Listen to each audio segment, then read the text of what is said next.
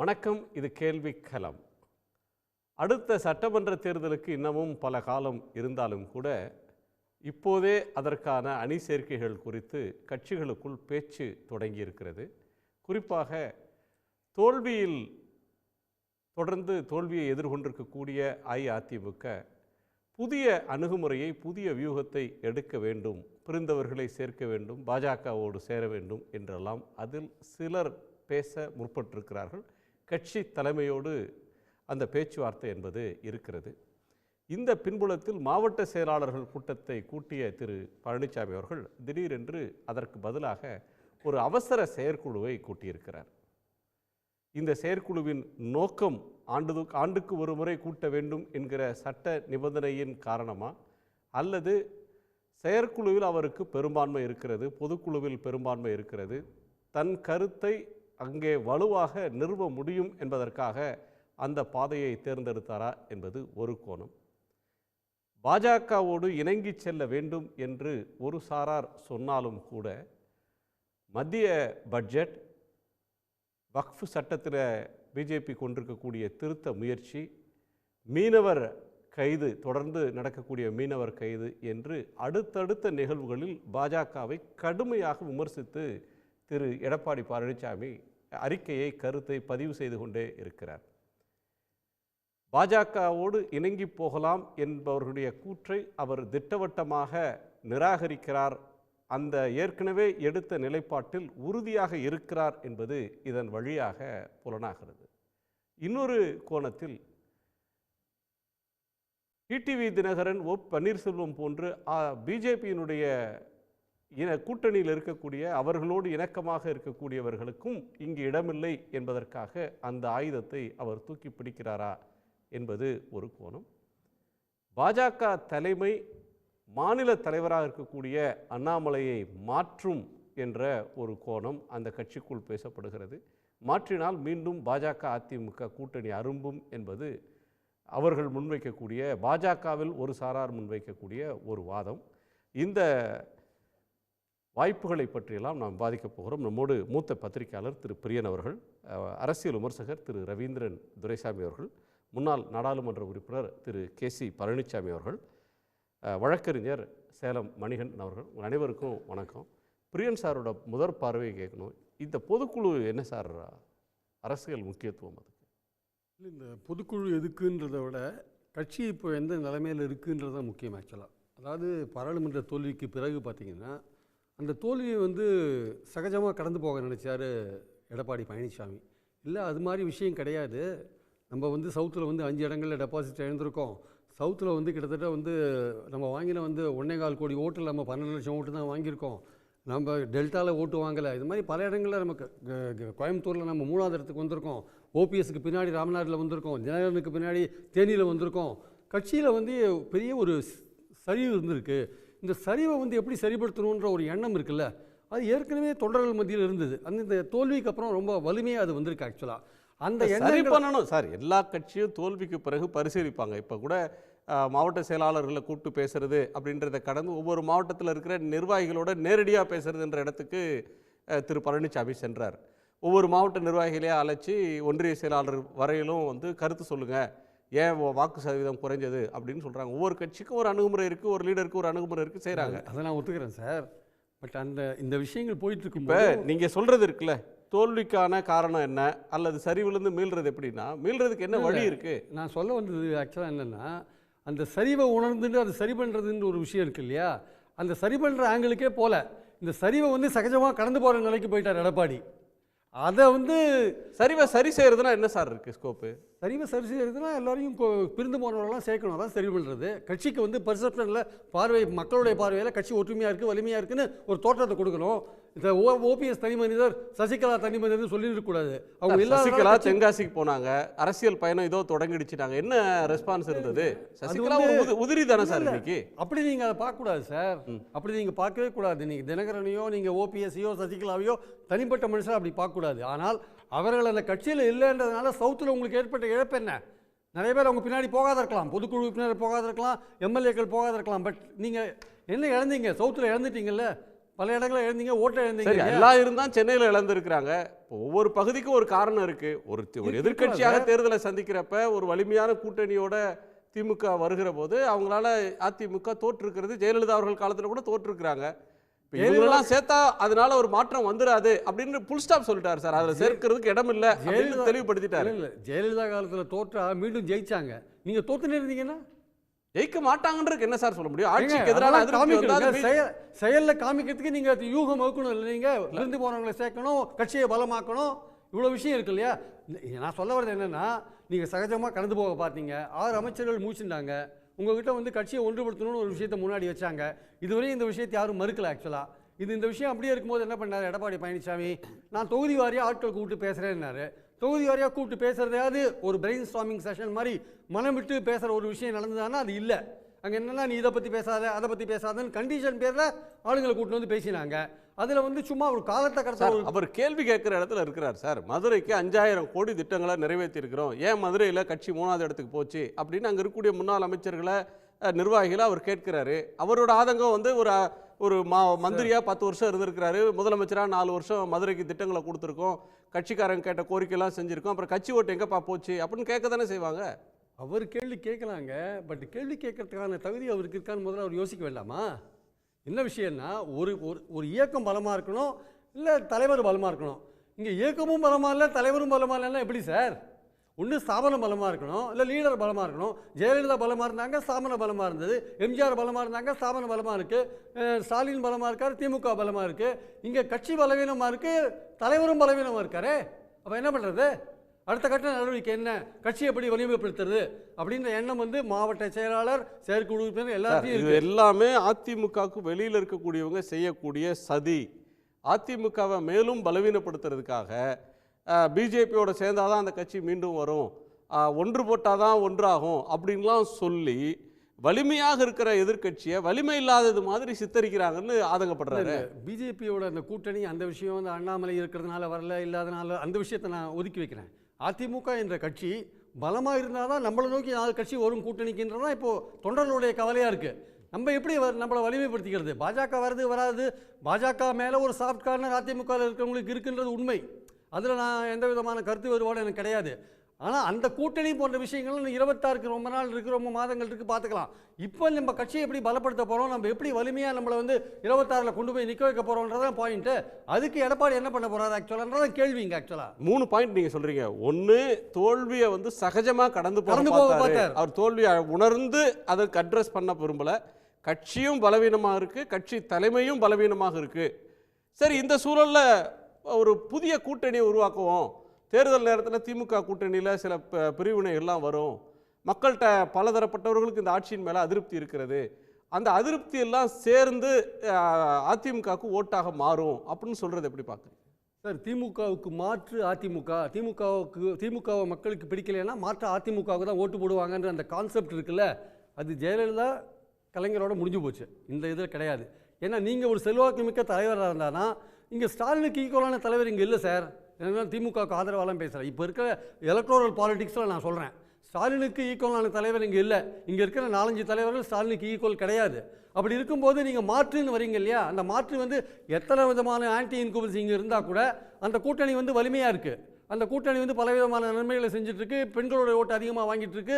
உங்கள் vote base கரைஞ்சிட்டு இருக்கு. அதிமுகவுடைய ஓட் பேங்க் உயர்ஜாதி ஓட்டுகள் பாஜகவுக்கு போயிடுது, அதிமுகவுடைய பெண்கள் ஓட்டுகள் திமுகவுக்கு போயிட்டு இருக்கு சார்.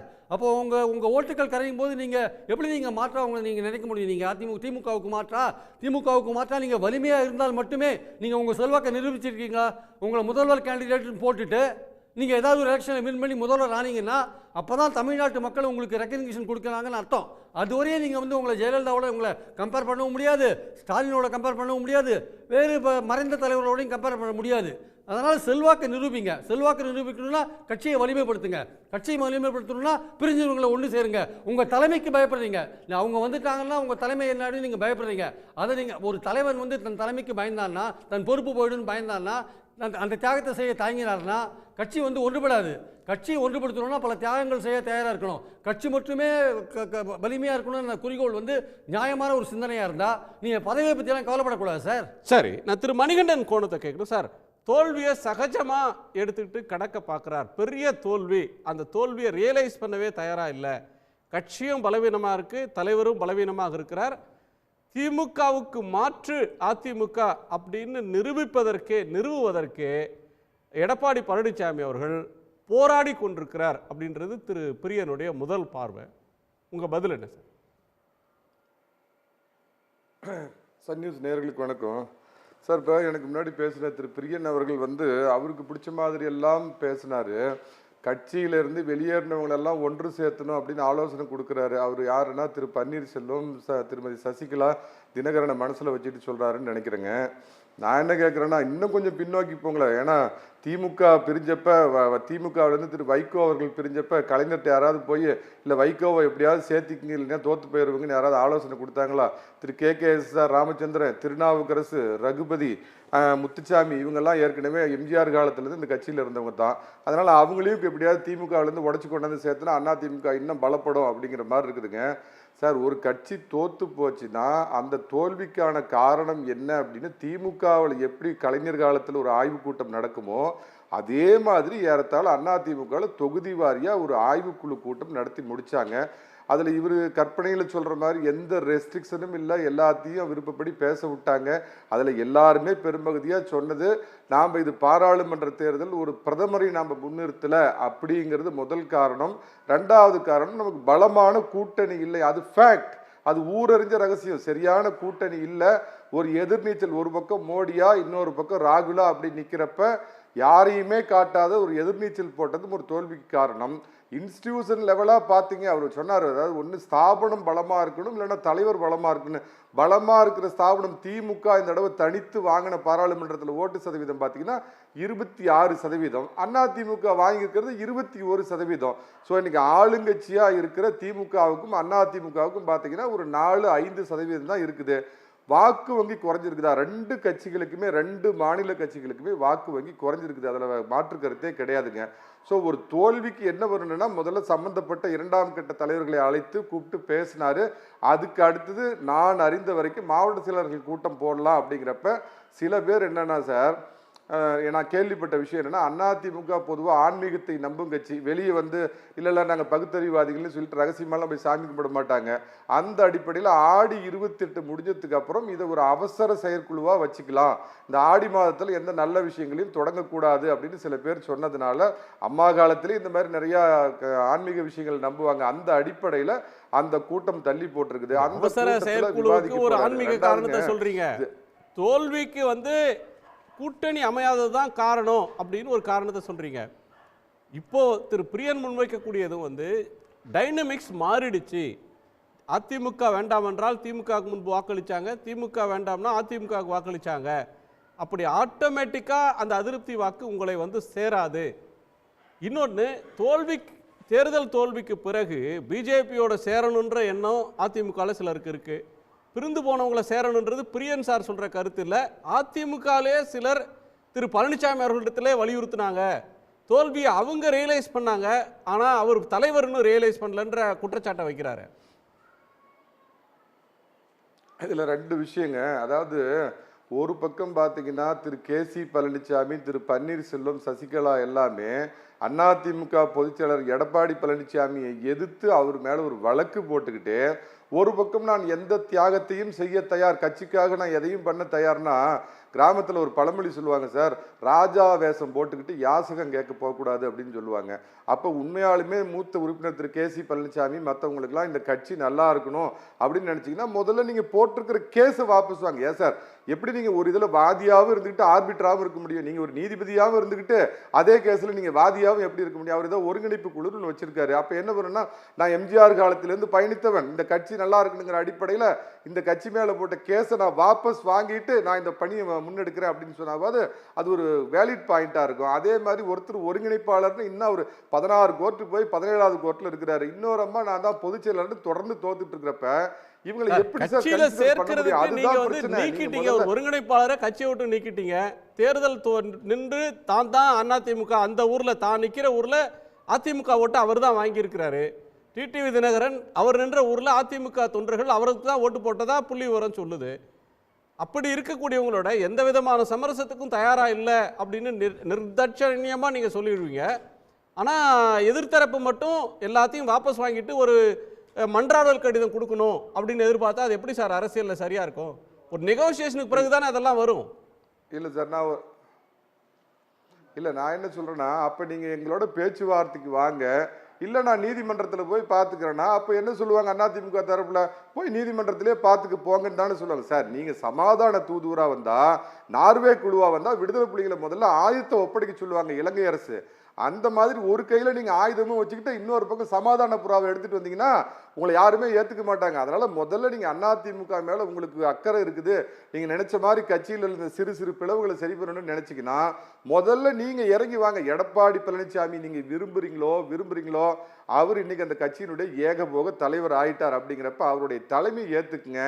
அதுக்கு அடுத்தபடி இறங்கி வேணாம். இன்னொன்னு சொல்றேங்க குணா, 76 நினைவு திரு செம்மலை அவர்கள் புரட்சி தலைவர் காலத்திலேயே பார்த்தீங்கன்னா தாரமங்கலம் தொகுதியில ரெட்டலையை எதிர்த்து அதிமுக எதிர்த்து வெற்றி பெற்றார். ஆனா பின்னாடி புரட்சி தலைவர் அவரை கூப்பிட்டு சேர்த்துக்கிட்டார். ஏன்னா கேசி பழனிசாமி அடுத்தது உடனே ஒரு பாயிண்ட் எடுப்பார். எதுக்குன்னா எடப்பாடி பழனிசாமி அவர்கள் இல்ல, அது அவருக்கே தெரியும்.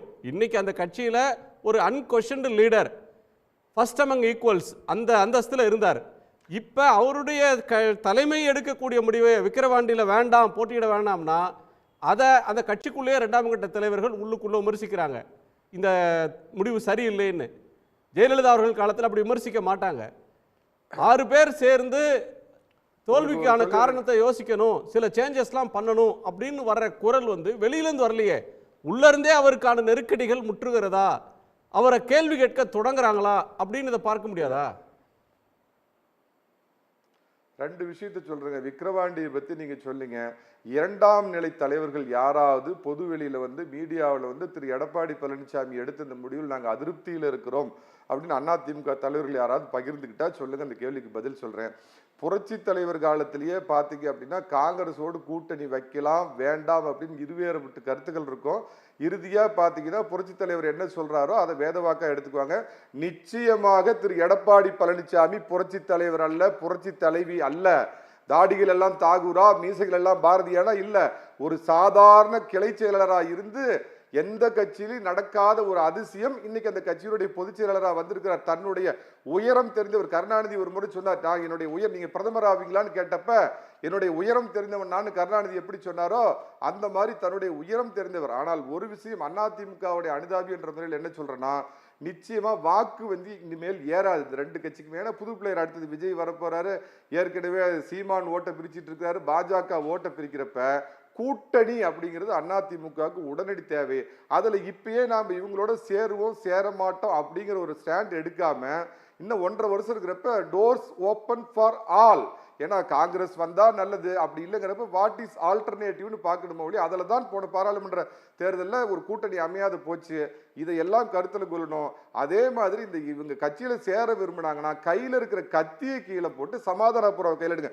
உங்களை மன்னிப்பு கடிதம் முதல்ல மன்னிப்பு கேட்கணும், அவங்க மன்றாடணும், அவங்களா வேண்டுகோள் கடிதம் வச்சாலொழிய அதை பத்தி பரிசீலிக்கிற இடத்துக்கே இல்லை அப்படின்றீங்க. கட்சிக்குள்ள எந்த வெளிப்படையான கழகம் இல்லை அப்படின்ற கருத்தை சொல்ல வர்றீங்க. கேசிபி சாரோட கருத்தை கேட்கலாம். திரு கேசிபி, இந்த அவசர செயற்குழுவுக்கு ஆன்மீக காரணத்தை திரு மணிகண்டன் சொல்றாரு, அதுதானா இல்லை வேற நெருக்கடிகள் அப்படின்றது எதுன்னு இருக்கா? இல்லை, அதிமுக 2வது முறையாக இப்படி ஒரு சோதனையை சந்திக்குது. 87ல் புரட்சி தலைவர் எம்ஜிஆர் மறைந்தார். ஆனால் 2 ஆண்டுகளில் 89ல் பிளவுகளுக்கு பிறகு தனிப்பெரும் தலைவராக தேர்தல்களில் வெற்றி பெறுகிற தலைவராக ஜெயலலிதா அம்மா தன்னை நிரூபித்தார். இப்போ பார்த்தீங்கன்னா 2016ல் ஜெயலலிதா அம்மா இறந்தாங்க. இப்போ 26 தேர்தல் வரப்போகுது. 24 வரைக்கும் 10 தேர்தல்களில் எடப்பாடி பழனிசாமி தோல்வி அடைந்திருக்கிறார். 8 ஆண்டுகள் ஆயிடுச்சு. இப்போ 10வது ஆண்டை நெருங்குறோம், 2026 தேர்தல். அப்ப இந்த ஒரு 10 ஆண்டு காலத்துல கூட, ஒரு டீகேட் இதுக்குள்ள கூட எடப்பாடி பழனிசாமி தன்னை ஒரு வெற்றி பெறுகிற தலைவராக இதுவரை எந்த தேர்தலிலுமே அவர் நிரூபித்துக் கொள்ளவில்லை. ஒன்று. அடுத்தது, இன்றைக்கு கூட்டணியில் இருக்கிற புதிய தமிழகம் கட்சியாகட்டும், தேமுதிக கட்சியாகட்டும், அடுத்த சட்டமன்ற தேர்தலில் அதிமுகவோடு கூட்டணி அமைப்பாங்களா என்பது தெரியாது. எடப்பாடி பழனிசாமியை பொறுத்த வரைக்கும் தான் எந்த இடத்துல தவறு இழைத்தோம் என்று சிந்திக்க மறுக்கிறார். சர்வகட்சி சரவணனை மதுரையில் நீங்கள் வேட்பாளராக போட்டுட்டு நான் 5000 கோடி கொடுத்தேன், திட்டங்களை செஞ்சேன், ஏன் நமக்கு ஓட்டு வரலன்னு கேட்டால் அந்த வேட்பாளர் முதல்ல தகுதியான வேட்பாளரை எடப்பாடி பழனிசாமி களம் இறக்கி இருக்கிறாரா? அந்த இடத்துல தான் நாங்கள்லாம் சொல்கிறோம், இல்லை தலைமை சரியாக முடிவெடுப்பது இல்லை, கட்சி சரியாக வழிநடத்தப்படுவது இல்லை அப்படின்னு. ரெண்டாவது திரு மணிகண்டன் சொல்றார், அதாவது அவரை குறிப்பிட்டு நான் பதில் சொல்லணுங்கிறதுக்காக குறுக்க சொல்றாரான்னு எனக்கு தெரியல. இப்ப இந்த கருத்து மணிகண்டன் எடப்பாடி பழனிசாமி அல்ல. எடப்பாடி பழனிசாமிக்கு வாய் இருக்குது, அவருக்கு பேச தெரியும். அப்ப ஒருங்கிணைக்கிறோம், இந்த பேச்சுகள் வரும்பொழுது எடப்பாடி பழனிசாமி என்ன சொல்லணும், இல்லைங்க சில வழக்குகள்லாம் இருக்குது, இதை நம்ம எப்படி முடிக்க போறோம், அதெல்லாம் கொஞ்சம் எனக்கு ஒரு தெளிவு வேணும்னு சொல்லணும். அடுத்து தொண்டர்களால் தேர்ந்தெடுக்கப்பட்ட தலைவராக எடப்பாடி பழனிசாமி இருந்தார்னா நாங்களும் அந்த தொண்டர்களால் அந்த தேர்தலோ இல்லை தேர்தல்களில் வெற்றி பெற்ற தலைவராக எடப்பாடி பழனிசாமி இருந்தார்னா இல்லை மக்களால் அங்கீகரிக்கப்பட்ட தலைவராக இருக்கிறார் என்று நம்ம நினைக்கலாம். இவர் நீதிமன்றத்தில் வழக்குகளின் மூலமாக வெற்றி பெற்ற தலைவராகத்தான் இருக்கிறார். அப்ப இவரை எதிர்த்து இவர் செய்வது தவறு என்று நாங்கள் நிரூபிக்க வேண்டும் என்றால் அந்த நீதிமன்றத்தை நாட வேண்டிய கட்டாயத்தில் இருக்கிறோம். மக்களால ஓட்டு போட்டுதான் ஒரு எதிர்கட்சி தலைவரா இன்னைக்கு இருக்கிறாரு. மக்கள் வாக்களித்ததன் வழியாகத்தான் இன்னைக்கு ஒரு அதிமுக சட்டமன்றத்தில் ஒரு வலிமையான எதிர்கட்சி. மக்கள் வாக்களிக்காம ஒரு எதிர்கட்சி அந்தஸ்துல உட்காரல. அடுத்ததா நீதிமன்றத்தில் வழக்காடி வென்றார்னா நீதிமன்றத்தால் தேர்ந்தெடுக்கப்பட்டவர் அப்படின்னா அவர் பக்கத்தில் பொதுக்குழு உறுப்பினர்களோ எம்பி எம்எல்ஏக்கள் அவங்களுடைய மாவட்ட செயலாளர்கள் திரளான நிர்வாகிகள் அவர் பின்னாடி இல்லாமல் நீதிமன்றமோ தேர்தல் ஆணையமோ நீங்கள் தான் அதிமுகவோட பொதுச் செயலாளர்னு அங்கீகரிக்கவோ அல்லது ரெட்டையிலையை கொடுக்கவோ முன் வருவாங்களா என்ன? அந்த பொதுக்குழு உறுப்பினர்களை நியமிச்சது யாருங்க? எடப்பாடி பழனிசாமி. அதே பொதுக்குழு உறுப்பினர்கள் திரும்ப இவரை பொதுச் செயலாளர் தேர்ந்தெடுத்துருவாங்களாம். அதிமுக என்கிற கட்சிக்கு அடிப்படை உறுப்பினர்கள் தான் தலைமையை தேர்ந்தெடுக்கணும் என்பதுதான் கட்சியினுடைய விதி. அடுத்து நம்ம இதுக்குள்ள இப்ப விடாவாரியா போனோம்னா அப்புறம் அது வழிமாறி போயிடும் நம்ம விவாதம். அடுத்து எடப்பாடி பழனிசாமியை பொறுத்த வரைக்கும் தேர்தல்களில் வெற்றி பெற்று மக்கள் அங்கீகாரத்தை பெறல. ஒரு எல்லா தொண்டர்களால் ஏகோபித்த தலைவராக அவர் தேர்ந்தெடுக்கப்படலை. நீதிமன்ற ஆதரவோடு இன்றைக்கு அவர் இந்த கட்சியில தலைவராக இருக்கிறார். அதற்கு உண்டான எதிர்ப்புகள் நீதிமன்றத்தில் தெரிவிக்கப்படுது. அடுத்து நிலுவையில் இருக்கிற வழக்குகள் அதிமுக என்கிற கட்சியை எதிர்த்து போட்டது அல்ல. நாங்க யாருமே எடப்பாடி பழனிசாமி என்கிற தனி மனிதன் தன்னுடைய சுய முயற்சியில உருவாக்கப்பட்ட ஒரு கட்சியில எங்களை சேர்த்துக்கங்க, இல்லை இந்த கட்சி இணையணும் என்று ஆலோசனை சொல்வதற்கு தயாராகவே இல்லை. அப்படி எடப்பாடி பழனிசாமி ஒரு கட்சி ஆரம்பிச்சு அந்த கட்சியில தான் சேரணுங்கிற அவசியம் யாருக்குமே கிடையாது. இது புரட்சி தலைவர் எம்ஜிஆரால் உருவாக்கப்பட்ட கட்சி. இது எம்ஜிஆருடைய சொத்து. இது ஜெயலலிதா அம்மாவால் வளர்க்கப்பட்ட கட்சி. எல்லோரையும் போல இந்த கட்சிக்குள்ள ஒரு உறுப்பினராக வந்தார். சசிகலா அவர்கள் ஆசீர்வாதத்தால, நீதிமன்றங்களின் அனுகிரகத்தால, பாரதிய ஜனதா கட்சியினுடைய ஆதரவால இன்றைக்கு அந்த கட்சியில ரெட்டலை சின்னத்துக்கு கையெழுத்து போடுகிற நிலையை அவர் எட்டியிருக்கிறார். ஆனால் அப்படி எட்டியிருந்தாலும் கூட இந்த இயக்கத்தை வெற்றி பெறுகிற ஒரு திசையில அவர் இந்த இயக்கத்தை வழி நடத்தல. இப்பவும் சொல்றது யாரும் எடப்பாடி பழனிசாமியை பதவி நீக்கிருங்க, இல்ல இவரை நீக்கிட்டு நம்ம வேற ஆளை பொதுச் செயலராக போடுவோம் என்பது அல்ல. இப்பவாவது வருகிற 2026ல திமுக செய்கிற தவறுகள்ல நமக்கு வாக்கு கிடைக்கும் என்று இல்லாமல் அதிமுக தன் வலிமையில் வெற்றி பெற்ற கட்சியாக நாம் இதை உருவாக்க வேண்டும். அதனால இந்த கட்சியை வலிமைப்படுத்த வேண்டும். நீங்க நேற்று வந்த சரவணனை கூட்டிட்டு வந்து சீட்டு கொடுப்பீங்க, அம்மாவை எதிர்த்து நின்ன சிம்லா முத்துச்சோழனை கூட்டிட்டு வந்து சீட்டு கொடுப்பீங்க, அம்மாவால நீக்கப்பட்ட தமிழ்மணியை கூட்டிட்டு வந்து கட்சியில சேர்த்து சீட்டு கொடுப்பீங்க. ஆனா மற்றவங்களுக்கு நீங்க இல்ல இவங்களை சேர்த்துறதா அவங்களை சேர்த்துறதா என்று வியாக்கியானம் பேசுவீங்க. இதெல்லாம் ஒரு இந்த கட்சியினுடைய வளர்ச்சிக்கு நல்லதல்ல. தேர்தல் நேரத்தில் வேட்பாளர்களை நியமித்த நேரத்தில் யாரும் அதிருப்தி வேட்பாளர்னு ஒருத்தர் போட்டி போடல. அந்த கட்சியில் இருக்கிற எல்லா மாவட்ட செயலாளர்களும் முன்னாள் அமைச்சர்களும் முன்ன போய் அவங்க தான் முன்மொழிஞ்சு வேட்பாளர்களை ஏற்றுக்கொண்டாங்க. பணபலம் மற்ற பலங்கள் எல்லாவற்றையும் கருதி தான் ஒரு பொது தேர்தலில் எதிர்க்கட்சியை அணிக்கும் போது வேட்பாளரை நிறுத்துவாங்க. யாரேனும் பிரபலமானவர்கள் சீட்டு கேட்டு இல்லை உங்களுக்கு சீட்டு கொடுக்க முடியாதுன்னு சொன்னாங்களா, அல்லது பிரபலமானவர்கள் செல்வாக்கானவர்கள் தேர்தலில் நிற்க விரும்பலையா அப்படின்றது வேற விவாதம். இப்போ வந்து வேட்பாளரை நிறுத்தினதுனால தான் பிரச்சனை. நல்ல வேட்பாளர் நிறுத்தியிருந்தா இந்த பிரச்சனை எடப்பாடி அவர்களுக்கு எல்லாரும் ஓட்டு போட்டிருப்பாங்க அப்படின்னு சொல்ல வரீங்களா? அதாவது எடப்பாடி பழனிசாமியும் தவறிழைத்தவர். இவர் மற்றவர்களை கேள்வி கேட்காரு இல்லையா, மதுரையில் நான் 5000 கோடி பட்ஜெட்ல அலோகேட் பண்ண ஏன் ஜெயிக்கல என்கிற தார்மீக உரிமை எடப்பாடி பழனிசாமிக்கு கிடையாது. முதல்ல நீங்க போட்டிருக்கிற வேட்பாளர் 3 தேர்தல்களில் 3 கட்சியில நின்னவர். ஒரு அதிமுக தலைமையில அந்த மாதிரியான வேட்பாளரை களமிறக்கலாமா? அடுத்து ஒரு விஷயம், எம்ஜிஆர் காலத்துல காங்கிரஸ் கூட்டணி வேணும்னு ஒரு குரூப் கட்சிக்குள்ள இருக்கும், காங்கிரஸ் கூட்டணி வேண்டான்னு ஒரு கட்சிக்குள்ள இருக்கும். ஆனால் கட்சியினுடைய தலைவர் நியூட்ரலா இருப்பார். எஸ்டிஎஸ் குரூப் இருக்கும், ஆர்எம்பி குரூப் இருக்கும், செங்கோட்டையன் குரூப் இருக்கும், முத்துசாமி குரூப் இருக்கும். ஆனால் அந்த கட்சியினுடைய தலைவரே ஒரு குரூப்பினுடைய தலைவராக செயல்படுவது என்பது எடப்பாடி பழனிசாமி காலத்துல தான். இவரே இன்றைக்கு அதிமுக மையம் கொண்டிருக்கிறது 2 பிரச்சனைகள். பாஜக கூட்டணி வேணுமா வேண்டாமா, கட்சியில இருக்கிறவங்களை பேச சொல்லிட்டு அந்த கட்சி தலைவர் நியூட்ரல் பொசிஷன்ல நிக்கணும். அடுத்து கட்சி ஒன்றுபட வேண்டுமா ஒன்றுபட வேண்டாமா? சார் அது உங்களுக்கு தான் சார் ஓபன் கொஸ்டின். பிஜேபியோட கூட்டணி வேண்டுமா வேண்டாமான்றது உங்களுக்கு தான் ஓபன் கொஸ்டின். எடப்பாடி அவர்களை பொறுத்தவரையில் அது க்ளோஸ் சாப்டர்.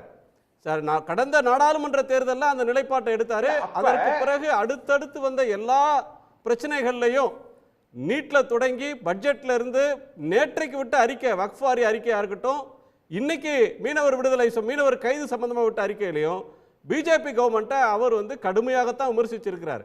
அவருக்கு பிஜேபியோட வேணுமா வேணாமான்ற கொஸ்டினுக்குள்ள அவர் போல.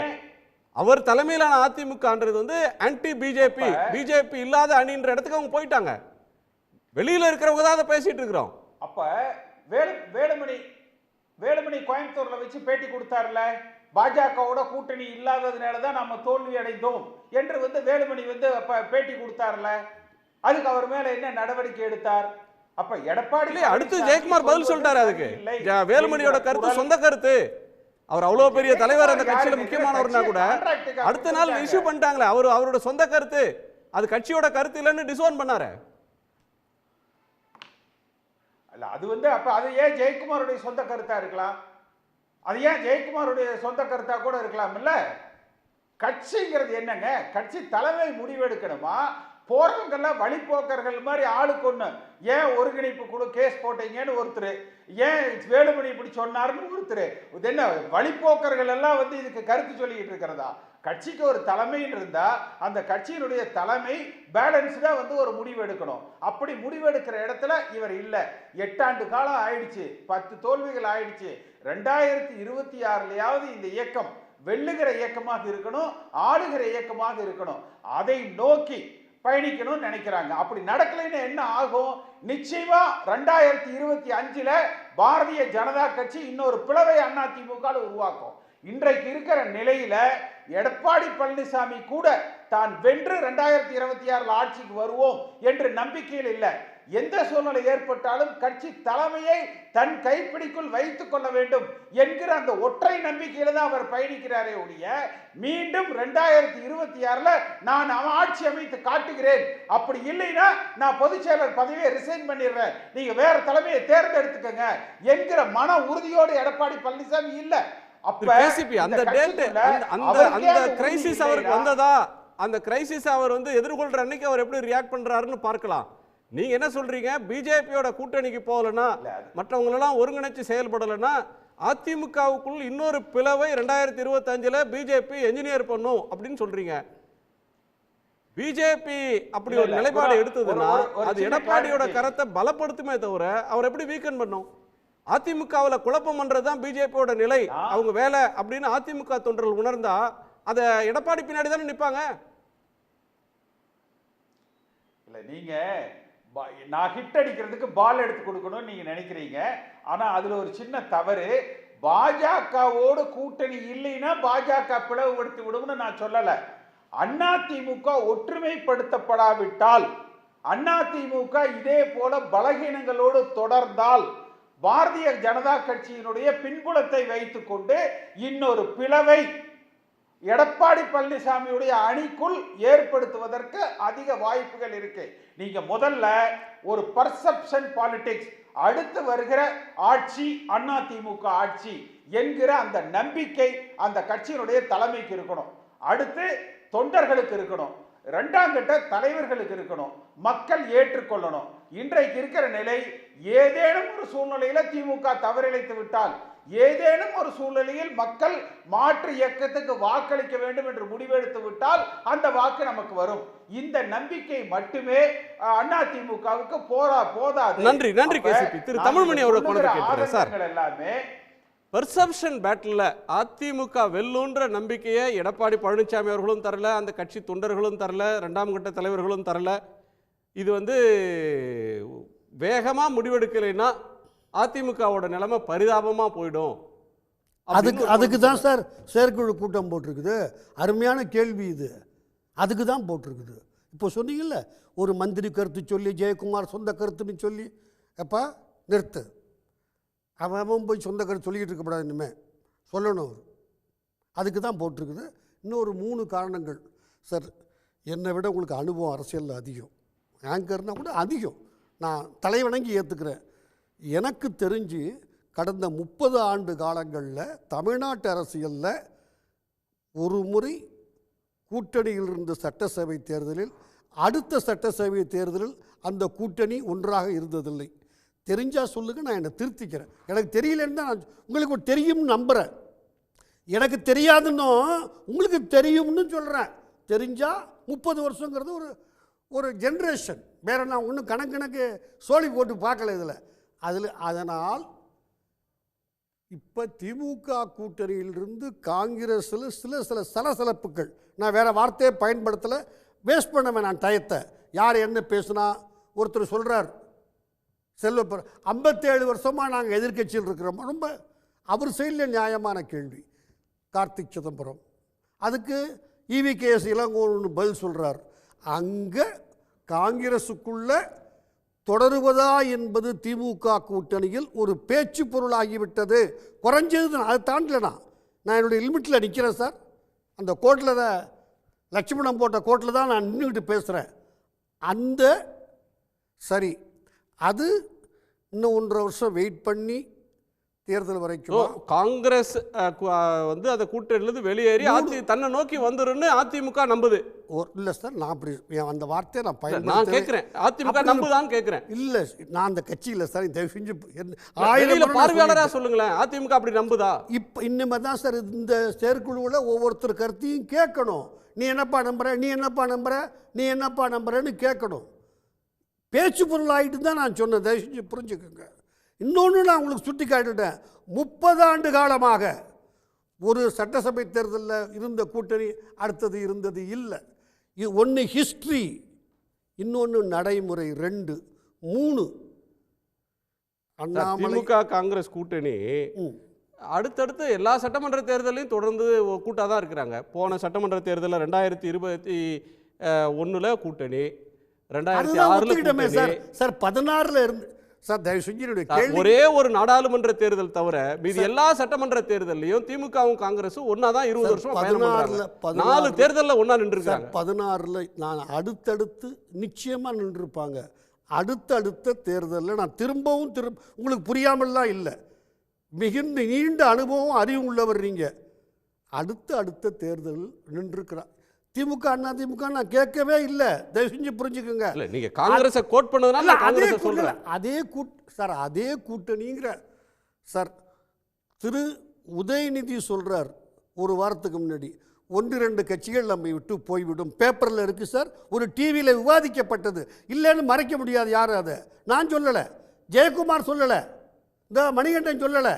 எனவே அந்த சூழ்நிலை வந்துவிட்டது என்பதை திமுகவே உணர தொடங்கிவிட்டது. குறைஞ்சபட்சம் நான் தாண்டி பேசலை. அப்போ அதை ஒவ்வொருத்தரையும் கேட்டு எப்படி ட்ரீட் பண்ணுறது.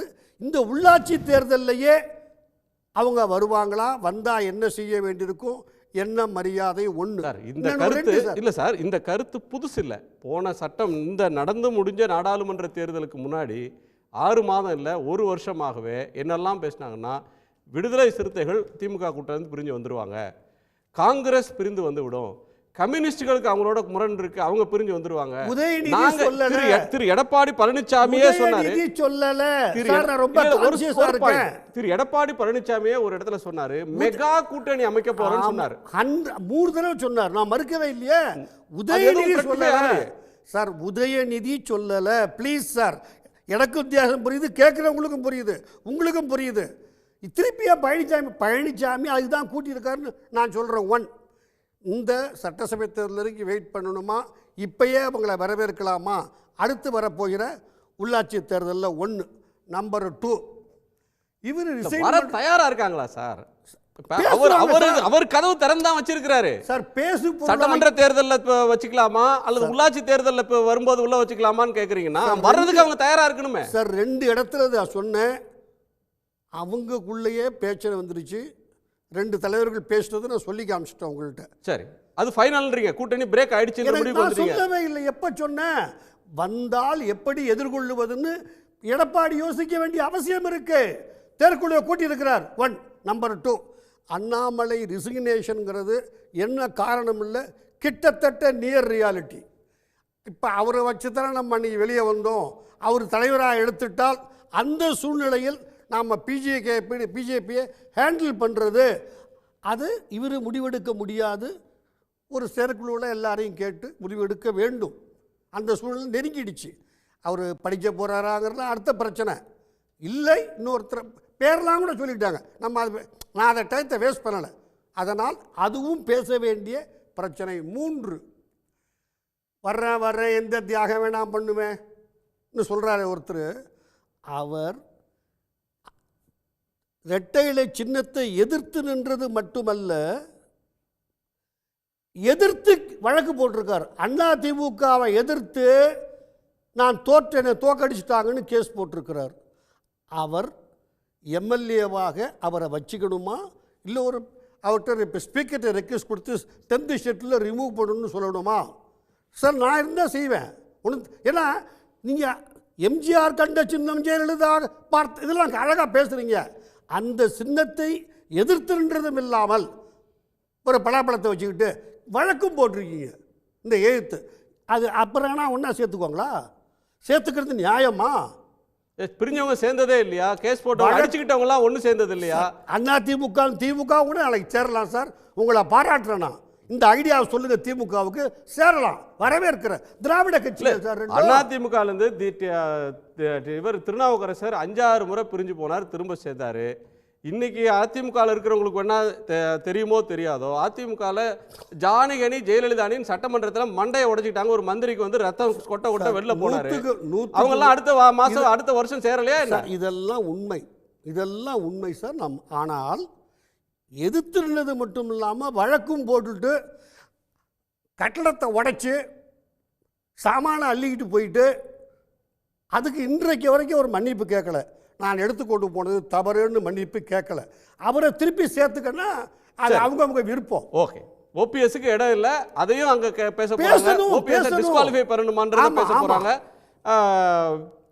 திமுக கூட்டணி கலகலத்து உடைந்து வரப்போகிற நேரத்தில் இப்பவே சேர்த்துக்கிறதா, கொஞ்ச நாள் கழிச்சு சேர்த்துக்கிறதா பேச போறாங்க. எடப்பாடி 2024 சொன்னேன், அப்பவும் சொன்னேன், 1% பலம் உள்ள ஒரு கட்சி கூட உங்ககிட்ட வரமாட்டான், டெபாசிட் தான் உங்களால் கேரண்டி பண்ண முடியும். ஸ்டாலின் கொடுக்குறது MP post, MLA post, mayor post சொன்னேன். இது ஸ்டாலின் கொடுக்குறதுன்னு கூட சொல்லக்கூடாது. ஆர்கே நகரில் டெபாசிட் இழந்து தான் அவங்க வந்து 33% பலம் உள்ளவங்க தான் 53% போனாங்க, 45க்கு போனாங்க, இப்போ 47 போயிருக்காங்க. ஒரு காம்பினேஷனில் அவருடைய கெமிஸ்ட்ரியில் உள்ள ஸ்ட்ரென்த். அது காங்கிரஸுக்கு 3% ஸ்ட்ரென்த்து தான். தென் மாவட்டத்தில் இவருக்கு டெபாசிட் கீழே ஒற்றை இலக்கம். காங்கிரஸுக்கு தென் மாவட்டங்கள் தான் செல்வாக்கு உண்டு. போனால் டெபாசிட் தான் காங்கிரஸுக்கு தேரும். திருமாவளவன் அவர் 0.7% எடுத்து வட தமிழகத்திலே வெற்றி வீரராக நிற்கிறாரு. கேட்லிஸ் ஸ்போர்ட்ஸ் ஆக்ட் இவர் வன்னியர் கட்சியாக நடத்துகிறாரு. ஷுவர். அதாவது சமூக நீதி சூறையாடலாக பிசியில் உள்ள சமூக நீதி சூறையாடலை பற்றி எவ்வித கவலையும் படாமல் சட்ட அமைச்சர் சி.வி. சண்முகமும் முதலமைச்சர் எடப்பாடி பழனிசாமியும் எடுத்தேன் கவிழ்த்தேன் என்று ஒரு ஜாதிக்கு தனி ஒதுக்கீடு கொடுத்து மிகப்பெரிய சமூக நீதியை தமிழ்நாட்டில் பண்ணினாங்க. பிசியில் உள்ள முத்திரைகளின் கல்வி வேலைவாய்ப்பின்மையோ இன்னொரு ஏரியா இல்லை இல்லை, அதில் தான் ஏரியா வைஸ் போயிருக்கு. அதை தான் நான் சொல்ல வர்றேன். யாதவர்களின் பிரச்சனையோ விஸ்வகர்மா செங்குந்தர்களின் பிரச்சனையோ சற்றும் கவலைப்படாமல் அநீதியாக ஒரு பிரிவில் மட்டும் செய்ததின் விளைவாக இன்னைக்கு அவங்க சேலத்தில் 38% வந்திருக்கிறாங்க, நாமக்கல்ல 40% வந்திருக்கிறாங்க, சிதம்பரத்தில் 35 வந்திருக்கிறாங்க, அவங்க விழுப்புரத்தில் 35 வந்திருக்காங்க, நாமக்கல்ல 40 தாண்டிருக்காங்க. இந்த பகுதியில் இந்தியா கூட்டணியால் தான் ஸ்டாலின் எடப்பாடி பழனிசாமியை தோக்கடிக்க முடியுது. அது இல்லைன்னா அதிமுக பெரிய கட்சிங்கிற லெவலில் இந்த 5 இடங்கள்ல இருக்கிறது காரணம் வன்னியர் சமூகமும் முறைகேடாக எடுத்தேன் கவிழ்த்தேன் என்று கொடுக்கப்பட்ட இடஒதுக்கீடு தான் காரணம். இதை தாண்டி ஒரு லைனில் புரிஞ்சுக்கிறேன். நீங்கள் சொல்கிறது வந்து அதிமுகவுக்கு இன்னைக்கு வந்து சேலத்தை சுற்றி அவருக்கு அதிக ஓட்டு வர்றதுக்கு காரணம் வன்னியருக்கு கொடுத்த 10.5 அந்த ஓட்டு அவருக்கு வந்திருக்குன்றீங்க. இப்போ நான் கேட்குற பாயிண்ட், திரு தமிழ்மணி அவர்கள் சொல்கிற பாயிண்ட் வந்து கூட்டணி பிரேக் ஆக போகுது, அப்படி பிரேக் ஆகி வர்றவங்களை எப்படி நாம அகாமடேட் பண்றது? டெபாசிட் வாங்க அரசியல் பண்றாங்க, accumulating power, amassing wealth, modern politics ஆன பிறகு டெபாசிட் வாங்க அரசியல் பண்றாங்க, ஜெயிக்க தான் அரசியல் பண்றாங்க. அந்த கூட்டணியில் லீடு ஸ்டாலின் தான். ஸ்டாலின் கொடுக்கறது MP post, MLA post, mayor போஸ்ட்னு இருக்குது. அதிக சீட்டு வாங்குறதுக்கும் முக்கியத்துவத்தை ஏற்படுத்துறதுக்கும் சிலது பேசுவாங்க. 2024 கூட பேசினாங்க. அது அப்படி தான் இருந்தது. இப்பவும் அதே மாதிரி தான் பேசுகிறாங்க. சீட் கன்வெர்ட்டிங் கெப்பாசிட்டி இல்லாத, ஓட் டிரான்ஸ்ஃபரிங் கெப்பாசிட்டி இல்லாத எடப்பாடி பழனிசாமி அதுவும் 20% ஓட்டு எடுத்துட்டார். அவருக்கு ஓட்டு தான், அவர் பிரச்சாரம் பண்ணி எடுத்த ஓட்டு தான், அவருக்கு கட்சி தான், அதெல்லாம் நான் டிஸ்பியூட் பண்ணலை. ஆனால் எங்கே எடுத்தார்? கன்னியாகுமரியில் 4%, அதே வேளையில் திருநெல்வேலியில் 8%, ராமநாதபுரத்தில் 9%, தேனியில் 13%. அதிமுக ஓட்டு, அதிமுக அணி ஓட்டு. அதுலேயும் தேமுதிக வந்து பட்ஜெட்டை ஆதரிச்சுட்டு அவள் வந்து விலகி நிற்கிறாங்க. தூரமாக போயிட்டாங்கன்னு சொல்ல வரல, விலகி நிற்கிறாங்க. இவர் கிருஷ்ணசாமி சீமான் திமுக முன்னாள் முதல்வரை சொன்னதை எழுத்து அறிக்கை விட்டு திமுகவுக்கு அப்ளிகேஷன் போட்டு நிற்கிறாரு. 2 கூட்டணி கட்சி நிலைமை இதுதான் இவருக்கு ஸ்டேட்டஸ் இதுதான். இதில் எந்த மாற்றமும் இல்லை. பட் அவர் 2024 கலராக எல்லாருக்கும் ஒரு நம்பிக்கை கொடுத்த மாதிரி 26 நோக்கி நம்பிக்கை கொடுக்கலாம். அது தப்பு இல்லை, அதைத்தான் அவர் செய்வார். சார், அவர் நம்பிக்கை கொடுத்தாலும் அவர் கூட இருக்கக்கூடிய 2ஆம் கட்ட தலைவர்கள் அவங்க வந்து தோல்விக்கு அப்புறம் அவங்களுக்கு ஒரு ரியலைசேஷன் இருக்கு, இதை நம்ம ரீதிங்க் பண்ணணும்னு பேசுறாங்கன்றாங்களே, அந்த ரீதிங்கிங் வந்திருக்கா? அது நான் எவிடன்ஸ் இல்லாமல் நான் பேச விரும்பலை. நான் சொன்னது எல்லாமே எவிடென்டா உள்ளதுதான். நான் சொல்லி முடிச்சிடுறேன். வந்திருக்கு சார், ஏன் மறுக்கணும்? வந்திருக்கு சார், எல்லா பத்திரிகையிலும் இருக்கு. ஒரு நிமிஷம், நடுநிலை பத்திரிகை எல்லா பத்திரிகையிலும் இருக்குது. நான் அது கூட போகல, மறுக்கப்படலை. பாராளுமன்ற மாநிலங்களவையில் தம்பித்துறை ப்ரோ பிஜேபியா பேசுறாரு, மாநிலங்களவையில் இவர் சிவி சண்முகம் ஆன்டி பிஜேபியா பேசுறாரு. டிஃபரன்ஸ் இருக்குதா இல்லையா? மாநிலங்களவை உங்களுக்கு 4 உறுப்பினர் இருக்கு. தர்மர் அவர் பண்ணியிருக்க ஆளு, சந்திரசேகரன் எடப்பாடிக்கு ஆளு, சிவி சண்முகம் மத்திய அரசு துணை மாநில அரசின் துணை மத்திய அரசு இருக்கக்கூடிய ரொம்ப போல்டான ஒரு திராவிட இயக்க தலைவர். அடுத்து தம்பித்துறை, அவர் டெல்லி லாபி ஸ்டார்ட்டு பாஜக தலைவர்கிட்ட நெருக்கமாக உள்ளவர். நான் கூட அருண் ஜெட்லிகிட்ட பேசிகிட்டு இருக்கும்போது திடீர்னு உள்ளே வந்தார். அப்போ நான் ஒரு விஷயத்தை அருண் ஜெட்லிட்ட எக்ஸ்பிளைன் பண்ணிட்டு இருந்தேன். உடனே அருண் ஜெட்லி கேட்டார், நீங்கள் டெப்டி ஸ்பீக்கரானா வாங்க, சசிகலா ஆளானா வராதிங்கன்னாரு. ஸோ இப்போ அதே அரசியலை தான் அவர் டெல்லியில் பண்ணிட்டு இருக்கிறாரு. அதுக்குள்ள ஸ்ட்ரெங்தன் பண்ணுறதுக்கு ராஜ்சபாவில் காங்கிரஸை கடுமையாக எடுத்து பாஜகவுக்கு ஆதரவாட்டும் பேசுகிறாரு. ஸோ ராஜ்சபா பார்ட்டியில் டிஃப்ரென்ஸ் இருக்குங்கிறது தெளிவு. இன்னொன்று, இவர் நம்ம கேசிபி சொன்னார் இல்லையா, வேலுமணி, அவர் ஒன்றா சேர்ந்தா ஜெயித்திருக்குன்னு ஒரு கற்பனையான ஒரு இதை சொல்கிறாரு. நீங்கள் வந்து என்ன முடிவெடுத்து பண்ணுறீங்க? பாஜகவோட சேர்ந்தா கலைஞர் 2001 கிறிஸ்தவ முஸ்லீம் வாக்குகளில் தோற்ற மாதிரி, 2006 ஜெயலலிதா அம்மையார் தோற்ற மாதிரி, 2021 5% வாக்கு டிஃபரன்ஸில் 18% கிறிஸ்டின் முஸ்லீம் கன்சால்டேட் ஆனதுனால நம்ம தோற்று போவோம். அதனால் 26லையும் கூட்டணி இல்லைன்னு நீங்கள் எடப்பாடி பழனிசாமி ஐயா அவர்கள் ஒரு முடிவெடுத்து டிக்ளேர் பண்ணி அதில் உறுதியாக இருக்கிறாரு. இன்னைக்கு அவர் வக்ஃப் போர்டு விஷயத்தை ஏற்றிருக்கிறாரு, பட்ஜெட்டை ஏற்றிருக்கிறாரு, அந்த கிரிமினல் ஆக்ட் அதில் இந்தியில் உள்ள அதை எடுத்திருக்காரு. அதெல்லாம் நான் அவரை பாராட்டுறேன். அதிமுகன்ற ஒரு கட்சியோடைய அதிகாரப்பூர்வ ஸ்டேட்மெண்ட்டாக வர்ற எல்லாமே தம்பிதுரை வேணா ஒரு அபரேஷனாக இருக்கலாம், வேலுமணி இன்னொரு அபரேஷனாக இருக்கலாம். எடப்பாடி பழனிசாமி அவர்கள்ட்ட கன்சிஸ்டன்சி இருக்குது, அதில் கண்டிப்பாக இருக்குது. ஆனால் அதிமுக 10.5 ஒரு பகுதியில் ஸ்ட்ரெங்தன் பட்டிருக்குது. அது நியாயத்துக்கு புறம்பாக அநீதியாக செய்யப்பட்ட ஒரு இடஒதுக்கீடு, ஒரு ஜாதிக்கு செய்யப்பட்ட இடஒதுக்கீடு. நான் அணித்தரமாக அடித்து சொல்வேன். ஜாதியை பற்றி என்ன பேசுகிறேன்னு சொல்லுவாங்க, கோழையாட்டு முதுகெலும்பு இல்லாமல் இதை சொல்ல முடியாதவங்களா இருப்பாங்க. நான் உண்மையை நேர்மையாக சொல்கிறேன். அதில் எந்த கிஞ்சித வருத்தமும் எனக்கு இல்லை.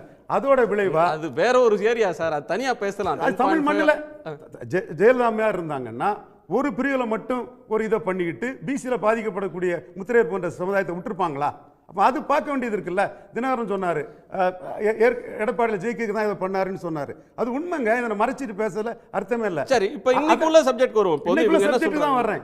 அதன் விளைவு இங்க ஸ்ட்ரெங்தா இருக்கக்கூடியவர் மேற்குல பலகீனப்பட்டுட்டாரு, டீப் சவுத்தில் ரொம்ப பலகீனப்பட்டுட்டாரு, அப்பர் சவுத்தில். சென்னையிலே மோசமாக தான் சார் இருக்கு. சென்னையில் என்ன நிலைமை? மத்திய சென்னை, தென் சென்னையில் 3வது இடத்துக்கு அதிமுக போகும்னு யாரும் எதிர்பார்த்தாங்க? சென்னையிலும் மோசமாக போனது காரணம் 10% அவர் தெளிவான நிலைப்பாடு இல்லை.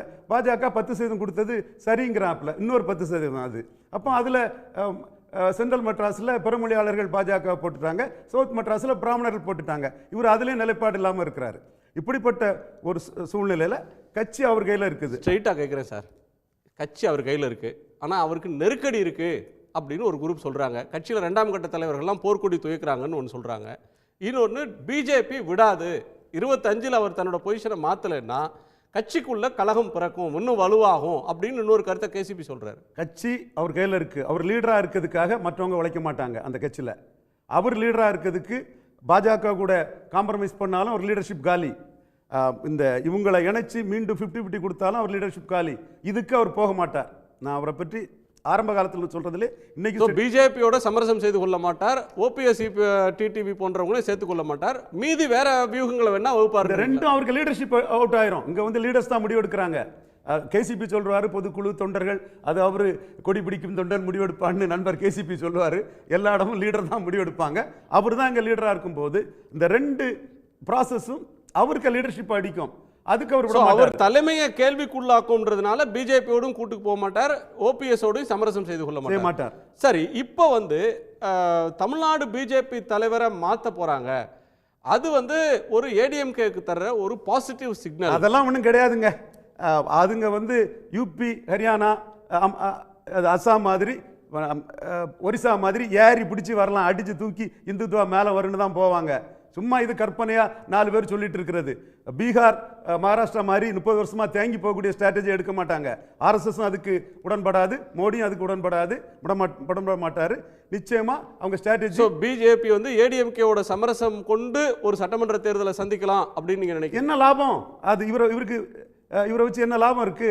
அவங்க 2029 தான் முக்கியம். அதுக்கு 26ல் யூபியில் சிங்கிள் பார்ட்டியா எழும்புற மாதிரி, அசாமில் சிங்கிள் பார்ட்டியா எழும்புற மாதிரி, ஹரியானாவில் எழும்புற மாதிரி எழும்பணுமே தவிர பீகார்லையும் மகாராஷ்டிராவிலையும் 50-50 போய் தத்திக்கா புத்திகன்னு கிடக்கிற ஸ்ட்ராட்டஜி அவங்க போக மாட்டாங்க. சரி, பிஜேபி பெர்ஸ்பெக்டிவ்க்குள்ள நம்ம போகணும். ஏடிஎம்கே பெர்ஸ்பெக்டிவ்க்கே வருவோம். திமுக அணி இன்னைக்கு இருக்கு. அவர் தமிழ்மணி சார் சொல்றாரு, ஒரு அணி அடுத்த தேர்தலை சந்திக்கிறப்ப அதுல வந்து அந்த காம்போசிஷன்ல மாற்றம் வரும், அது அப்படியே சந்திக்காதுன்றார். இன்னொரு தமிழ்ல சொல்லணும், அந்த அடி உடையும் சிதறும். இல்ல, உடையாது. ஏன்னா அவருடைய கூட்டம், அவர் கருத்து அதிமுக நம்பிக்கொண்டிருப்பது நாம இன்னொரு வலிமையான உடையாதுங்கிறதுக்குள்ள காரணத்தை சொல்றேன். எம்ஜிஆர் சொன்னாரு, நாங்க போட்ட பிச்சைன்னாரு. கம்யூனிஸ்ட் சொன்னாங்க, நீ என்ன பெரிய பிச்சைக்காரனா, நாங்க 200 தொகுதியில பிச்சை போட்டிருக்கோம்னாப்புல. ஸ்டாலின் இன்னைக்கு இந்தியா கூட்டணி தான் இதை சொல்றாரு. இங்க விக்கிரவாண்டியில இந்தியா கூட்டணிங்கிற பேனர்ல தான் அவங்க அந்த அலைன்ஸை முன்னெடுத்துட்டு போனாங்க. மாநாட்டில் வெற்றிக்கு கூட்டணி தான் அச்சாணின்னு சொல்றாப்புல. ஏன் சொல்றோம்னா, இவங்க எல்லாம் 33% பலம் உள்ளவங்க. ஒரு காம்பினேஷன் கெமிஸ்ட்ரியில் 53ன்னு நான் ஏற்கனவே சொல்லிட்டேன். அந்த அளவுக்கு போகக்கூடியவங்க. அந்த காம்பினேஷன் கெமிஸ்ட்ரி தான் இவங்களுக்கு வெற்றி. இவர் வந்து ஜெயலலிதா அம்மையார் மாதிரியோ, கலைஞர் மாதிரியோ, எம்ஜிஆர் மாதிரியோ செயல்படலை. யதார்த்தத்தை புரிஞ்சுக்கிட்டு ஸ்டாலின் செயல்படுறாரு. காங்கிரஸுக்கும் தெரியும், அவங்க வந்து கற்பனை காண்றாங்க மோடி அரசை கவிழ்த்திரலான்னு. அப்படி அவங்க கற்பனை அரசியலுக்கு இந்த 22 எம்பி இல்லாமல் எப்படி கற்பனை பண்ணிட்டு இருக்க முடியும்? ஸோ இது வந்து எந்த வகையிலுமே வந்து அவங்க வின் இருக்கிறாங்க. அந்த இதில் அவங்களுக்கு அவங்க வெற்றி பெறது வரை அந்த அணி தொடரும். திமுக அணியை தோக்கடிக்கணும்னா 20 ஏடிஎம்கே, 3 தேமுதிக, 18 என்டிஏ, 8 நாம் தமிழர் எல்லாம் சேர்ந்து 67 மூதறிஞர் ராஜாஜியும் பேரறிஞர் அண்ணா பெருந்தகையும் பெருந்தலைவர் காமராஜரை 1-1 தோக்கடிச்ச மாதிரி தோக்கடிக்க தான் முடியுங்கிற ஒரு பெரிய பொசிஷன்ல கூட்டணி பலத்தில் மு க ஸ்டாலின் இருக்கிறாரு. To call a spade is a spade. இதான் உண்மை. நீங்க சொல்றது ஒரு பெரிய கூட்டணியா இருக்கு. இந்த கூட்டணி வந்து அதிமுக, நாம் தமிழர் கட்சி, பாஜக, பாமக, தேமுதிக, அதில் இல்லாமல் இவங்க கூட இருக்கிற மற்ற இதர கூட்டணி கட்சிகள், இத்தனை கட்சி கூட்டணி ஃபார்ம் ஆகும் அப்படின்னு நீங்க நம்புறீங்களா? அந்த உயரத்தில் ஸ்டாலின் இருக்கிறார் கூட்டணி பலத்தால. 57-62 காமராஜ் வெர்சஸ் அதர்ஸ்ன்னு நெஹ்ருவோட 1% வாக்கெடுத்து 60 இருந்த காமராஜ் உயரத்தில் மு க ஸ்டாலின் கூட்டணி பலத்தில் இருக்கிறார். இது உண்மை. ஸ்டாலின் வர்சஸ் அதர்ஸ் தான் தமிழ்நாடு பொலிட்டிக்ஸ். சார், அதுல எல்லாரும் ஒண்ணா சேர்ந்தாதான் ஸ்டாலினை தோக்கடிக்க முடியும். முதலமைச்சர் ஸ்டாலின் ஒரு ஸ்ட்ரென்த்தில் இன்னைக்கு இருக்கலாம், ஆனால் தோற்றவங்க அப்படியே இருக்க மாட்டாங்கல்ல. தோற்றவங்க வந்து அதிமுக தனியாகவே போட்டியிடும், பிஜேபி தனி அணி என்டிஏவை மெயின்டைன் பண்ணோம், இல்ல நாம் தமிழர் கட்சி தனியா தோத்தவங்க இப்ப போடும், என்ன- இன்னொருத்தங்க இப்ப விஜய் இன்னொரு கட்சி தொடங்கி வந்தாருன்னா அவர் தனியா போடுவாரு. அண்ணாமலை என்ன அப்படியே தோற்றவங்க எல்லாம் அப்படியே இருக்க மாட்டாங்கல்ல. இப்ப அண்ணாமலை என்ன பண்ணியிருக்கிறாரு? விக்கிரவாண்டியில எடப்பாடி பழனிசாமிக்கு ஓட் டிரான்ஸ்ஃபர் கெப்பாசிட்டி கிடையாதுங்கிறத நிரூபிக்கக்கூடிய அளவுக்கு எடப்பாடி பழனிசாமியை லைட்டா டீல் பண்ணி ஒண்ணுமே இல்லைன்னு காட்டி இந்தியா அலையன்ஸ் வர்சஸ் என்டிஏன்னு ஒன்று எஸ்டாப்ளிஷ் பண்றாரு. அதே என்டிஏவை அப்படியே காமராஜ் பிறந்தனால திருச்சியில கொண்டாடுறாங்க. எடப்பாடி பழனிசாமி கண்டெஸ்ட் பண்ணியிருந்தாருன்னா என்டிஏ என்ன, அது பிஎம்கே நிழல்ல அவங்க நின்றுட்டாங்க சார். விக்கிரவாண்டியை தவிர்த்து வேற நீங்க சொல்லலாம் சார். ஆனா கேண்டிடேட் அனௌன்ஸ் பண்ணது யாரு? அண்ணாமலை, டாக்டர் ஐயா அல்ல. என்ன நிழல் நீங்க சொல்றீங்க? அனௌன்ஸ் பண்ணது அண்ணாமலை. அண்ணாமலை கேண்டிடேட்டை சொல்லல, பாமக போட்டியிடுன்னு சொன்னார். நான் என்ன கேட்கிறேன், அதே அண்ணாமலையால ஈரோடு கிழக்கு தொகுதியில கேண்டிடேட் சொல்ல முடியுதா? இதே சேலத்துல ஒரு தொகுதின்னு வந்தா பிஜேபி இந்த ஸ்டாண்ட் எடுக்க முடியுமா? சென்னையில நீங்க விக்கிரவாண்டி இருக்கிற ஒரு இடம். காலவரனோட கரெக்டா தான் பேசுறேன். ஈரோடு கிழக்கு எலெக்ஷன் வரலன்னா எடப்பாடி தான் ஆளின் ஆயிருக்கும். நாங்க அந்த பூத் வைஸ் இது கொடுத்து கொங்கு வேளாளர் பூத்துல 65 எடுத்த எடப்பாடி பழனிசாமிக்கு நாயுடு, செங்குந்தர், அருந்ததியர், பறையர் சமூக பூத்துல 12% டெல்லி தலைமைக்கு புரிஞ்ச பிறகுதான் கூட்டணி இருந்தாலும் தேராதுன்னு ஜாதி ரீதியா இவருக்கு எதிர்ப்பு இருக்குன்னு அந்த கூட்டணி க்ளோஸ் ஆகுதுக்கு அதுவும் ஒரு காரணம். எல்லாருமே ஜாதி அடிப்படையில் தான் ஓட்டு போடுறீங்க அப்படின்ற ஒரு எண்ணத்துல நீங்க நினைக்கிறீங்க. ஏங்க இந்த நாட்டுல ஜாதிவாரி கணக்கெடுப்பு நடத்தாம ஒரு தொகுதியில ஜெயிக்கிறதுக்காக எடுத்தேங்க கவுத்தன்னு ஒரு ஜாதிக்கு மட்டும் 10.5 கொடுத்த நாட்டுல நீங்க ஜாதியே இல்லைன்னு பேசுனீங்கன்னா என்ன? ஜாதி ஒழியணும், ஜாதி இருக்கு, ஜாதி அடிப்படையில் வேலை கல்வி வேணும். ஆனா ஓட்டு போடுற ஒவ்வொருத்தரும் அவங்க ஜாதி உணர்வுல இருந்து தான் போடுறாங்க அப்படின்னு சொல்ல வரல. 38% எடுத்த ரெட்டல திருநெல்வேலியா 8% எடுத்து அதுக்குள்ள எல்லா காரணத்தையும் நான் உடைச்சு பேசணும்னா நல்லா இருக்காதுங்கனால தான் நான் பேசல. எடப்பாடிக்கு தெரியும் என்ன காரணம்னு. அந்த ஆணவம் அவர்கிட்ட இருக்கு. ஜெயலலிதா அம்மையார்ட்ட இல்லாத ஒரு தன்மை அவர்கிட்ட ஆணவ தன்மை இருக்கு. சரி, ஒரு இடைவேளைக்கு பிறகு பேசலாம். அதிமுக செயற்குழுவை எடப்பாடி பழனிசாமி அவர்கள் திடீரென்று கூட்டியிருப்பது எதனால் அப்படின்ற ஒரு கேள்வியை முன் வச்சிருக்கிறோம்.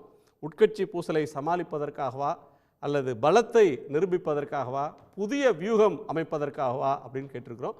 ஒரு சிறிய இடைவேளைக்கு பிறகு கேள்வி களம் தொடரும்.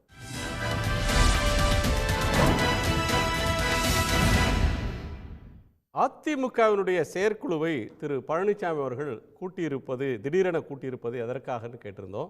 உட்கட்சி பூசலை சமாளிப்பதற்காக என்று 80% பேரும், பலத்தை நிரூபிப்பதற்காக என்று 9% பேரும், புதிய வியூகம் அமைப்பதற்காக என 11% பேரும் கருத்து தெரிவிச்சிருக்கிறாங்க. அந்த நேயர்களுக்கு நன்றி. திரு மணிகண்டன், உங்கள் நிறைவு பாருங்கள். அதாவதுங்க, திரு ரவீந்திரன் துரைசாமி அடுத்தடுத்து ஒன்று சொல்லிக்கிட்டே இருக்காரு.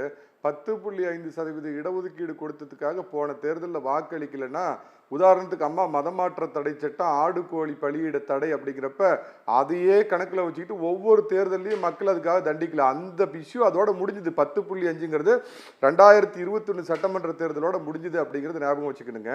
ரெண்டாவது பார்த்தீங்கன்னா, தோக்கிறதுக்காகவே யாரும் கட்சி நடத்த மாட்டாங்க.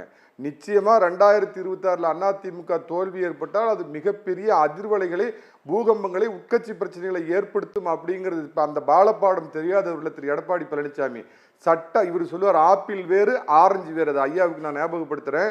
ஆப்பிள் முடிஞ்சு போச்சு, ஆரஞ்சு 2026 வரப்போகுது.